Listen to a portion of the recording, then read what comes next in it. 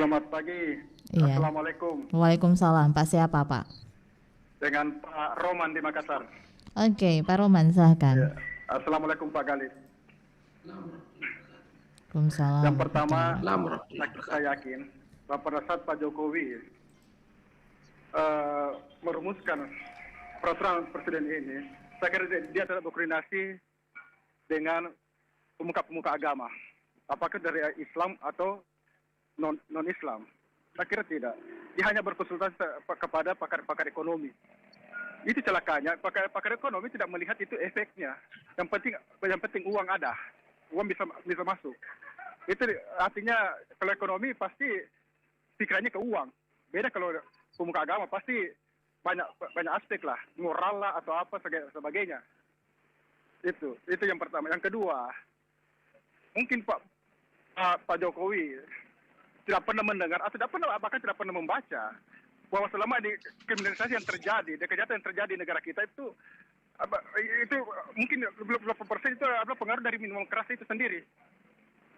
Mungkin dia tidak pernah melihat itu.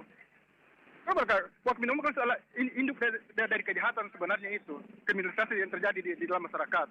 Tapi kok pemerintah tega-teganya artinya membuka investasi mirip seperti ini, walaupun hanya di 4 daerah misalnya. Apakah distribusinya bisa dibatasi hanya di daerah itu saja dan tidak keluar ke daerah lain? Ini yang tidak dilegalkan saja itu bisa dijumpai di mana-mana, apalagi sudah legal. Mungkin anak muda kita kan bukan minum sembunyi, maka di pinggir jalan mereka sudah minum. Ya, karena itu legal. Ini kan tidak pernah dipikirkan oleh pemerintah. Pemerintah hanya yang ada di pikirannya itu adalah uang. Bagaimana menghasilkan uang? Dan saya kira kalau bicara misalnya kearifan lokal, ekonomi, saya kira itu hanya alasan pemerintah untuk mencari pembenaran lah, supaya rencananya bisa terrealisasi. Tapi saya kira saya masih berharap kepada MUI sebagai organisasi masyarakat yang agama yang artinya menjadi tumpuan terakhir kepada masyarakat, supaya Perpres ini bisa dibatalkan lah. Kasihan, jangan sampai kita artinya orientasi kita ke ekonomi, uang, akhirnya kita mencetak generasi teler. Baik, generasi teler. Baik. Iya, generasi teler. Coba saya tanyakan, ilegal saja, bagaimana kriminalisasi itu setiap hari terjadi, apalagi sudah legal. Ini kan baru terjadi, hanya dengan kriminalisasi polisi menembak seseorang. Nah, Pak Roman, saya kembali bertanya ke Pak Roman karena alasan dari pemerintah membuka keran komoditi miras untuk diinvestasikan ini adalah untuk mengendalikan peredarannya yang saat ini sembunyi-sembunyi, Pak Roman.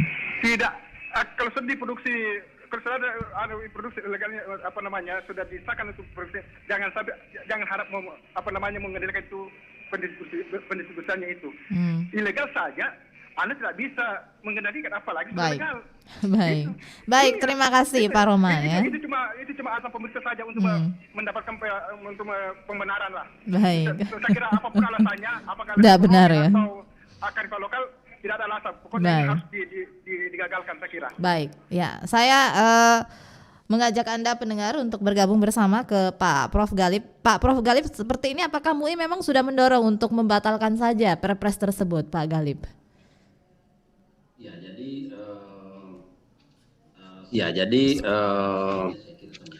Sikap resminya saya kira sementara ditunggu, tetapi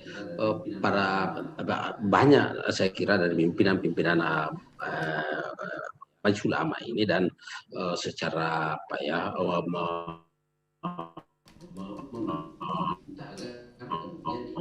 meminta agar kemudian ini bisa dibatalkan karena kan peningkatan dari aspek materi, tetapi bisa merusak moral, bisa merusak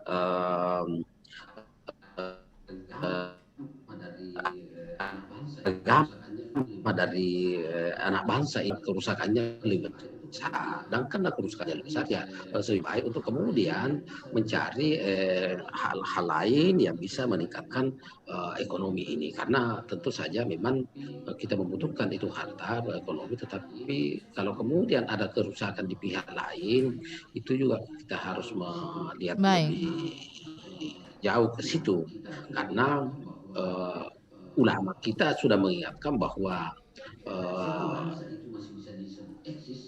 suatu bangsa itu masih bisa disebut eksis kalau akhlak, etika, moralnya masih bagus, tapi kalau kemudian hmm, akalnya sudah rusak, jiwanya rusak, maka baik. lambat laun bangsa itu bisa akan rusak begitu. Nah itu yang kita ingatkan supaya kemudian bangsa ini maju berdasarkan landasan yang sangat kuat, ketuhanan yang Maha Esa begitu. Jadi prinsip dasar ketuhanan itu mestinya menjadi landasan, dan bahwa kita beragama adalah hamar atau Baik. pemirat, Ya, itu adalah saya sesuatu yang bersama telah juga dengan ya. pengamat ekonomi dari Universitas Muslim Indonesia, Bapak Profesor Dr. Nazir Hamzah. Assalamualaikum warahmatullahi wabarakatuh. Selamat pagi, Pak Prof. Nazir Hamzah. Waalaikumsalam warahmatullahi wabarakatuh dan selamat pagi. Ya, baik, Pak Prof, dengan Pak Prof Muhammad Galib saat ini, Pak Prof mungkin bisa saling menyapa. Assalamualaikum, Bro. Assalamualaikum warahmatullahi wabarakatuh. Waalaikumsalam. Assalamualaikum warahmatullahi wabarakatuh. Sehat, Prof? Baik. Alhamdulillah. Ya, ya. Nah, Pak Alhamdulillah. Prof ya, ini Pak Prof Nazir, ini pengamat ekonomi ya, ini banyak disoroti juga saat ini karena pengamat ekonomi ini banyak yang mengatakan bahwa sebenarnya investasi alkohol ini bisa memberikan keuntungan bagi negara. Nah, saya ke Pak Prof Nazir, apakah betul akan seperti ini dengan investasi komoditi miras ini memang akan menguntungkan negara untuk mendapatkan penghasilan yang lebih, Pak Prof, silahkan. Ya.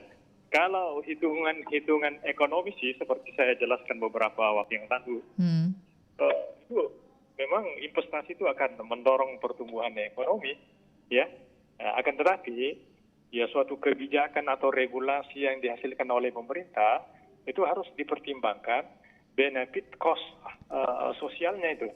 Apakah memang kebijakan itu bisa lebih banyak mendatangkan manfaat daripada mudaratnya, kan seperti itu. Dan ukuran indikator ekonomi tingkat kesejahteraan ekonomi suatu masyarakat jangan hanya diukur dari income per kapita, pendapatan pemerintah, pendapatan masyarakat. Tapi yang paling penting, di mana moral bangsa, bagaimana ketenangan jiwa masyarakat yang ada di sekitar itu. Bagaimana ketenangan jiwa yang diperoleh adanya kebijakan dan regulasi yang dikeluarkan oleh pemerintah. Itu yang paling penting. Jadi persoalan ekonomi yang mungkin menguntungkan, tekan ada pendapatan ya dari hasil perusahaan itu, lalu kemudian ada penyerapan tenaga kerja, kalau itu investasi itu direalisasikan.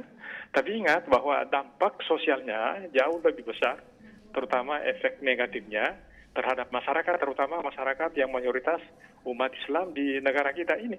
Itu yang paling penting dipertimbangkan oleh Pak Jokowi untuk melahirkan suatu kebijakan atau regulasi terkait dengan investasi minuman alkohol itu ya. Baik. Itu yang paling penting. Nah, Pak Prof, ini menarik sebenarnya untuk kita kupas ya, bahwa selama ini memang kan ada peredaran yang sembunyi-sembunyi yang dilakukan untuk produk minuman beralkohol ini, dan ya akhirnya memang ada pendapatan yang diperoleh oleh masyarakat seperti itu.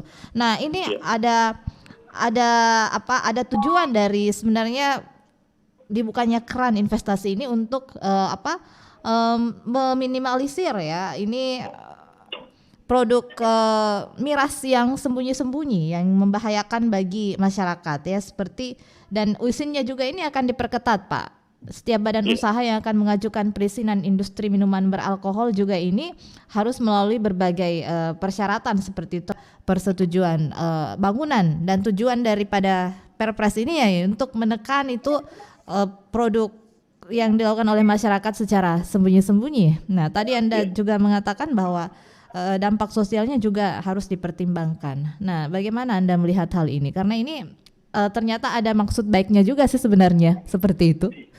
Iya, itu kan biasa suatu kebijakan yang kalau dilihat dari permukaan itu bagus itu ya, memberikan dampak, tapi dia tidak perhatikan dan tidak pertimbangkan bagaimana setelah berjalan investasi itu yang diuntungkan siapa, ya kan? Apakah yang diuntungkan hanya orang-orang tertentu saja? Apakah yang diuntungkan hanya ya perusahaan saja tanpa mempertimbangkan keuntungan yang diperoleh oleh masyarakat, terutama masyarakat yang ada di sekitar situ? Itu yang paling penting ya. Jadi jangan kita hanya berpikir parsil gitu ya, bahwa memang menguntungkan, investasi menguntungkan, perusahaan bisa diuntungkan kan begitu, pemerintah bisa menarik pajak kan begitu. Akan tetapi dampak negatif yang ditimbulkan jauh lebih besar. Makanya lebih awal tadi saya sampaikan, benefit cost sosial harus dipertimbangkan. Ya, benefit sosialnya apa kira-kira manfaatnya? Ya paling perusahaan, pemerintah menarik pajak dan seterusnya. Tapi bagaimana social cost yang harus dibayarkan oleh masyarakat, terutama masyarakat umat Islam yang ada di Indonesia ini? Itu yang paling penting dipertimbangkan itu ya. Jadi kalau peredaran sembunyi-sembunyi tergantung dari aparat penegak hukum sebenarnya. Mungkin mereka sudah mengetahui, tapi ya dia tidak ada pengambilan tindakan yang tegas itu untuk menegakkan aturan atau hukum yang ada di tanah air kita. Itu yang paling penting ya. Baik. Ya, saya ke pendengar, silakan di 36218853, silakan untuk Anda yang ingin bergabung di kesempatan pagi hari ini. Jadi ini Pak Prof ya. Jadi investasi miras ini bukan halal ya Pak Prof ya. Ini haram ya Pak Prof. Iya. Kalau gitu sebagai umat beragama itu haram. Haram ya pastinya. Suatu rekayasa, ya mudah-mudahan ya bukan suatu rekayasa itu ya untuk menjadikan bangsa ini yang cenderung kepada kapitalis sosialis gitu ya. Itu yang berbahaya itu. Ya, walaupun dia saya khawatir kalau hanya ideologi Pancasila yang selalu terbungkus dengan itu, tapi sebenarnya implementasinya bukan mengarah ke situ, tapi implementasinya adalah arah ke kapitalis sosialis gitu seperti ini. Ini berbahaya bagi generasi bangsa di masa-masa yang akan datang kalau seperti ini. Baik. Ya. Nah, jadi Pak Prof ini mendorong untuk pembatalan aja ya Pak Prof untuk Perpres ini. Kalau saya sih ya sarankan itu dibatalkan aja itu. Dibatalkan aja. Ya, baik. Itu akan menimbulkan protes yang itu sebenarnya fatwa dari MUI juga dan juga dorongan dari MUI untuk membatalkan Perpres ini, Pak Galif, silakan.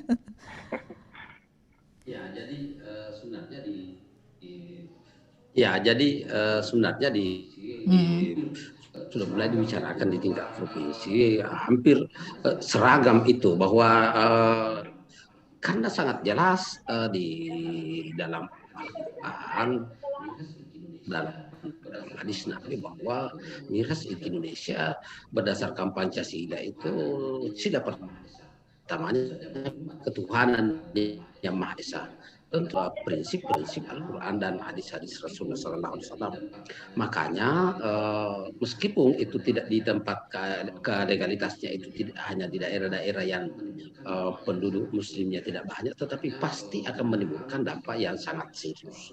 Makanya mudah-mudahan sekali lagi dalam waktu singkat ini ada fatwa dari MUI Pusat yang memberikan tanggapan terhadap persoalan ini, sehingga itu juga menjadi acuan, dan mudah-mudahan kita berharap ada sinergi antara ulama dan umara untuk bersama-sama mengawal bangsa ini, bukan hanya maju dari aspek materi, tetap harus dijaga dengan baik. Nah, tentu saja dalam perspektif Islam karena sangat jelas bahwa itu ada sesuatu yang terlarang dalam agama, maka seyogianya tidak didengarkan meskipun bukan di daerah-daerah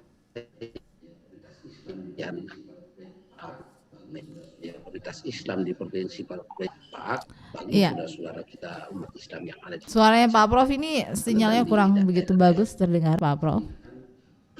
Yang lain juga pasti akan ada dampaknya, dan itu saya kira Pak Prof Nazir Hamzah. Pak Prof, jika memang investasi ini ya dibatalkan seperti itu, kira-kira sebenarnya investasi yang bakal bisa menguntungkan yang belum disentuh oleh pemerintah Indonesia saat ini seperti apa Pak Prof? Yang belum tersentuh dan sebenarnya ini menguntungkan loh. Ya, sebenarnya banyak jenis investasi yang lain yang bisa dilakukan itu ya.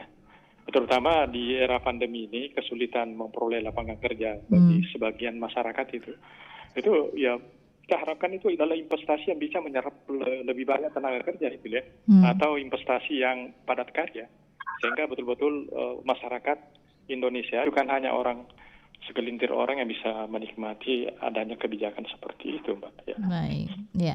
Nah, contohnya mungkin bisa dipaparkan seperti investasi apa yang bisa memberikan keuntungan ya di masa pandemi seperti ini, Pak?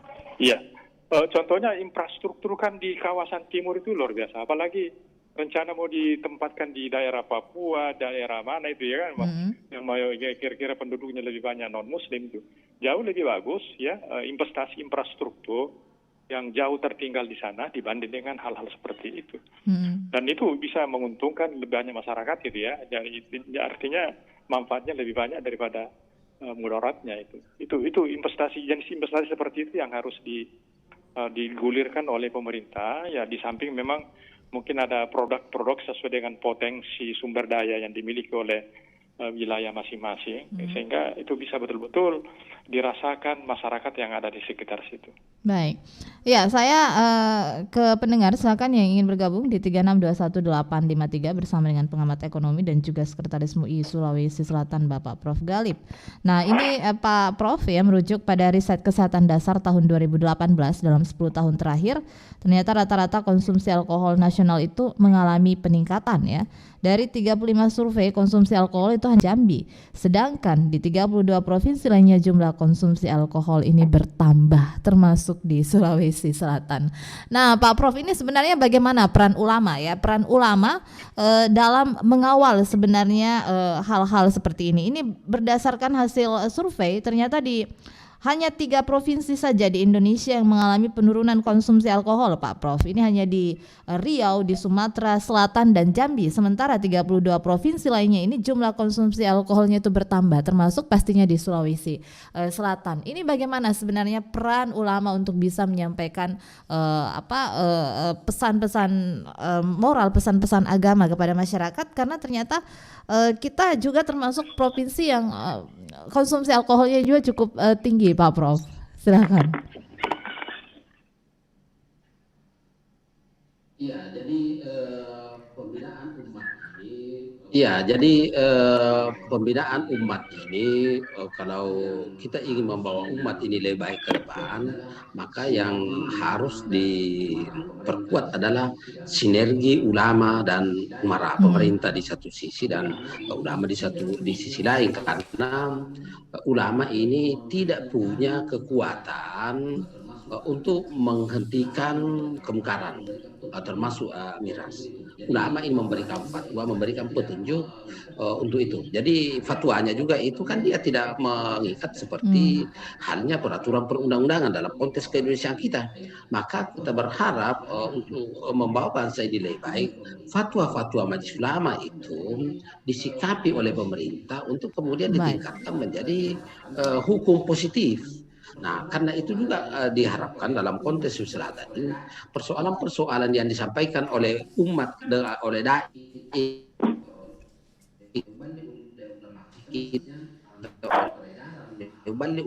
ulama kita mestinya peredaran minuman keras yang ilegal itu diharapkan ditindaklanjuti oleh aparat pemerintah, karena pasti tidak bisa dilakukan oleh ulama. Ulama memberikan petunjuk tentang yang baik dan yang buruk, tapi bagaimana implementasinya itu yang punya kekuatan memaksa itu adalah pemerintah.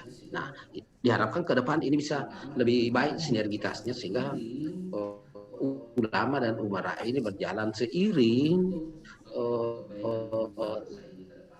Baik. Jadi ini harus ada sinergitas ya, Pak Prof Nazir ya. Ini sinergitas yang sangat penting, karena ternyata saya dari hasil survei ini yang saya sampaikan, ternyata 32 provinsi termasuk di Sulawesi Selatan jumlah konsumsi alkoholnya ini meningkat ya.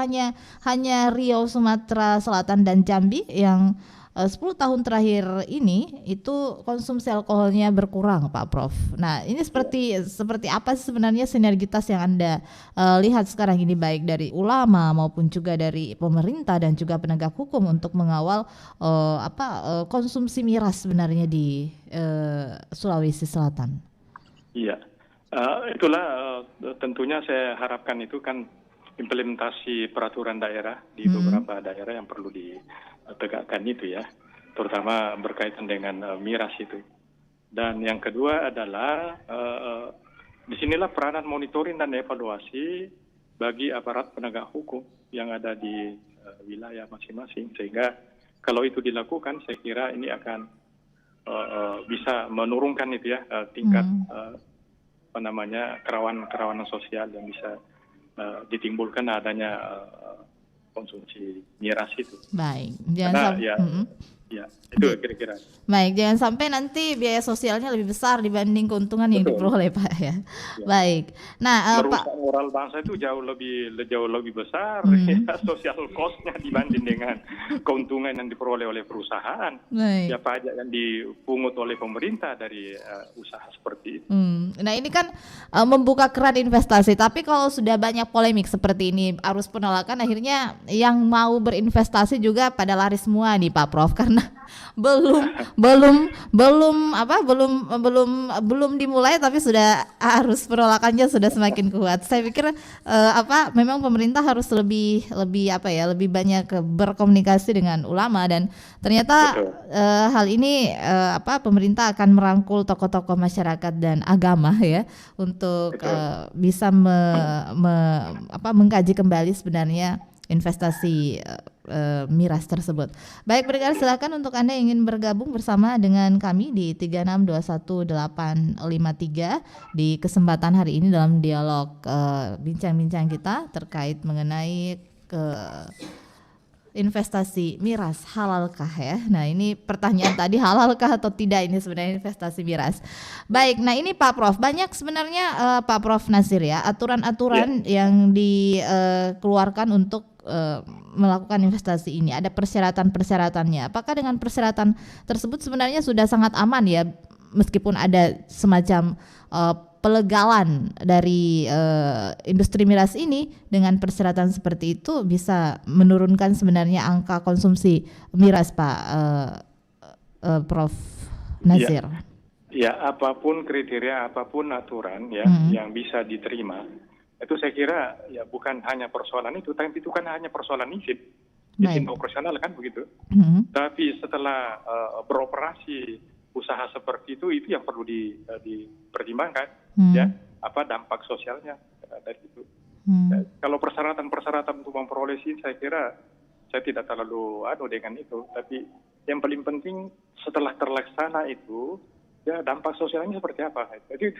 Itu yang barangkali yang perlu dipertimbangkan matang-matang oleh pemerintah, terutama pemerintah pusat, untuk menggulirkan. Saya kira banyak investasi yang lain bisa dilakukan itu ya, berdasarkan potensi daerah kita masing-masing ya begitu.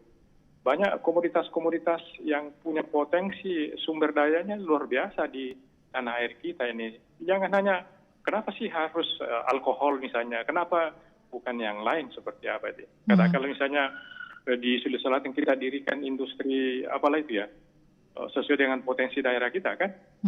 Industri katakanlah minuman cappuccino, kita kan penghasil kopi, kita penghasil kakao dan seterusnya. Daripada kita impor ya kan jauh lebih mahal harganya, biaya produksinya lebih mahal dibanding dengan kita produksi dalam negeri. Kalau kita produksi dalam negeri itu banyak dampak positif yang bisa ditimbulkan terhadap masyarakat yang ada di katakanlah di Sulawesi Selatan.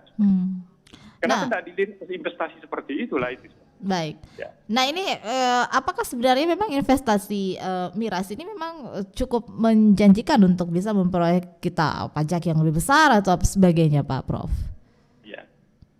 Ya, tapi ya apalah artinya pajak yang besar hanya untuk membiayai mencukupkan mungkin anggaran pemerintah, tapi tadi saya katakan social cost mungkin jauh lebih besar yang bisa ditimbulkan ya kerusakan moral anak bangsa itu jauh lebih besar sosial cost-nya dibanding dengan benefit yang diperoleh oleh pemerintah maupun perusahaan yang bersangkutan. Itu yang perlu dipertimbangkan, dan ya saya kira metode pengukurannya jelas untuk melakukan hal seperti itu. Baik. Ya, baik pendengar dimanapun Anda berada, mungkin untuk statement terakhir silakan Pak Prof, closing statement ya, silakan untuk Pak Prof Galip terkait dengan buka izin investasi miras, apakah ini halal ya, silakan untuk Anda closing statement Pak Prof, silakan. Pak Prof Galip, silakan Pak Prof.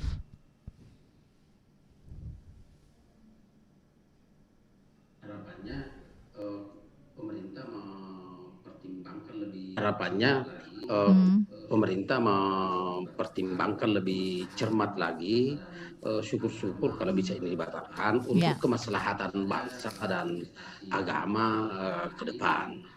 Tentu saja investasi yang lain yang halal, yang tidak kontroversial itu tentu jauh lebih produktif daripada kemudian ini menimbulkan kontroversi dan pasti akan terus menimbulkan gejolak kalau diteruskan. Saya kira itu yang kita harapkan. Sikap MUI Sulawesi Selatan ini apakah sudah disuarakan kepada MUI Pusat, Pak Prof Galip?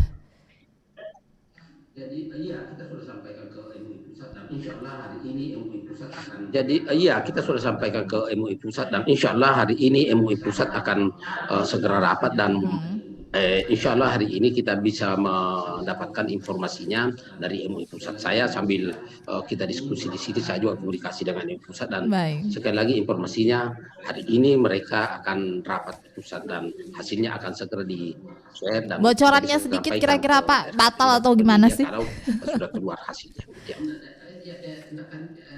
Jelas bahwa MUI itu mengeluarkan jelas bahwa MUI itu mengeluarkan sikap dan fatwa tentang hal itu dan hampir bisa dipastikan bahwa MUI akan meminta agar ini kemudian dipertimbangkan agar tidak diteruskan begitu demi menjaga moral bangsa ini ke depan. Baik, ya saya ke Pak Prof Nasir, silakan Pak Prof Nasir closing statement Anda. Ya, kita berharap ya mudah-mudahan ini ya sama dengan Pak Prof Galip tadi. Ya mudah-mudahan ini syukur-syukur kalau dibatalkan itu ya kata Prof Galip tadi. Tapi kita berharap carilah investasi, jenis investasi yang bisa membangkitkan dan menggali potensi sumber daya yang dimiliki oleh masing-masing wilayah. Itu saya kira jauh lebih bagus. Itu akan dinikmati oleh masyarakat di wilayah yang bersangkutan. Pemerintah juga bisa memperoleh manfaat ya, dan pertumbuhan ekonomi di wilayah yang bersangkutan itu juga akan bisa lebih maju. Jadi ada pusat-pusat pertumbuhan ekonomi baru yang bisa ditimbulkan kalau jenis investasi berdasarkan potensi sumber daya yang dimiliki oleh masing-masing wilayah itu dilakukan. Itu ini persoalan pemerataan juga kan. Saya kira di Papua banyak potensi, di Sulawesi Selatan banyak potensi sumber daya yang bisa digarap dengan baik dengan investasi yang memerlukan suatu investasi yang cukup besar itu ya. Itu harapan kita semua nih. Baik Pak Prof, terima kasih Pak Prof Nazir Hamzah ya, dan juga Pak Prof Muhammad Galip atas waktunya bersama dengan RRI dalam dialog interaktif di hari ini dengan topik kita ini buka izin investasi miras halalkah. Terima kasih atas waktunya ya, sukses selalu untuk Anda, salam sehat, wassalamualaikum warahmatullahi wabarakatuh. Waalaikumsalam warahmatullahi wabarakatuh. Baik pendengar dimanapun Anda berada, demikian kami hadirkan dialog interaktif pagi hari ini dengan topik membuka izin investasi miras, apakah ini halal ya, bersama dengan Profesor Dr. Muhammad Galip MA, Sekretaris MUI Sulawesi Selatan, dan Profesor Dr. Nazir Hamzah, pengamat ekonomi dari Universitas Muslim Indonesia. Kita menunggu ya fatwa MUI hari ini terkait dengan kebijakan Presiden Joko Widodo yang buka keran investasi miras melalui Perpres tentang perizinan miras yang tertuang dalam Perpres nomor 10 tahun 2021 tentang bidang usaha penanaman modal ya. Dan pendengar, untuk tahap pertama ya ini akan diinvestasi di 4 provinsi, yakni NTT, Bali, Papua, dan Sulawesi Utara ya. Ini direncanakan seperti itu, dan hanya Papua dari keempat provinsi ini yang belum mengajukan perizinan ke BKPM, Badan Penanaman Modal maksud kami. Baik, pendengar dimanapun Anda berada ya, kita tunggu informasi dari Majelis Ulama Indonesia seperti apa tadi yang disampaikan oleh Pak Prof. Nazir Hamzah, bahwa memang pemerintah harus mengkaji ulang kalau kita melihat dari sisi biaya yang bakal dikeluarkan dari sisi sosial, ini pasti akan lebih besar ya, kos sosial yang dia akan dikeluarkan dibanding mungkin apa yang diperoleh dari hasil investasi ya. Pasti ini akan menjadi pertimbangan juga ya pendengar. Dan dari pendengar kita tadi yang sudah bergabung di pagi hari ini banyak yang juga mengeluarkan statement untuk tidak setuju dengan kebijakan Presiden Jokowi. Ini Pak Wibisono di Makassar, seharusnya dikaji dulu karena dampaknya kepada generasi apapun itu latar belakangnya ya. Nah, ada Pak Jono di Makassar, kalau negara mau bangkrut masih banyak bidang investasi yang bisa dibuka selain miras ya. Baik, Pak Abdullah Sewang juga tadi di Makassar, di opini publik Indonesia tidak cocok menjadi negara industri miras karena bukan negara maju ya. Kemudian Pak Musar di Selayar, miras sumber kenakalan remaja dan sumber kejahatan apapun latar belakang agamanya. Kemudian Pak Rifai di Bantaeng, miras dilegalkan, dikhawatirkan ke depan bangsa ini menjadi generasi yang teler ya. Kemudian Ibu Hani di Maros, miras dampak merusak sangat besar sementara dampak kebaikannya tidak ada. Saya Dani mengucapkan terima kasih untuk kebersamaan kita di edisi hari ini. Sampai jumpa. Wassalamualaikum warahmatullahi